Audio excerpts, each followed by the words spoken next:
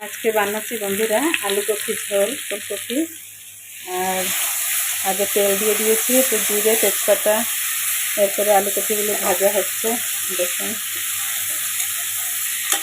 তার আগে আমাদের কিছুটা চা গরম করে দেবো মা, চা রয়েছে খেয়ে নাও। এখানে একটু বরবটি ভাজা হয়েছে, আর এখানে মা বানিয়েছে এটা আলু আর কুমড়ো লাগছে, ভাজাটা খুব টেস্ট হবে। আর আমি এখানে করবো আলু কপি তরকারি।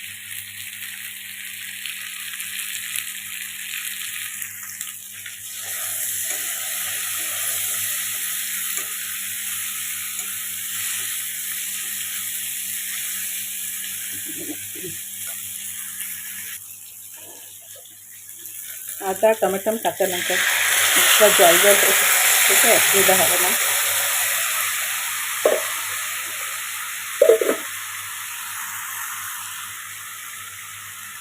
বেশি করে জল দিয়ে দিয়েছি মশলাতে।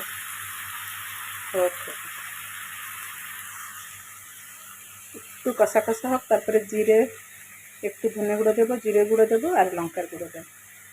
কাঁচা লঙ্কা দিয়েছি অলরেডি, আর অল্প একটু লঙ্কার গুঁড়ো দেবো। তারপরে গরম মশলা, তারপরে নামাবার সময় চিনি দিয়ে দিই, নাহলে এখনও দিয়ে দিই কষাবার সময় একটু, একবারে বসিয়ে দিই দেখুন হোক আস্তে আস্তে।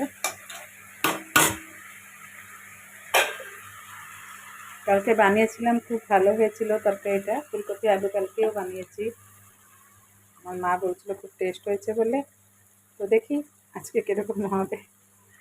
কালকে দেখাতে পারিনি তো, কালকে শরীরটা বেশি খারাপ লাগছিল, তো আজকে এতটা ভালো না থাকলে না, আগের থেকে কালকের থেকে একটু ভালো লাগছে।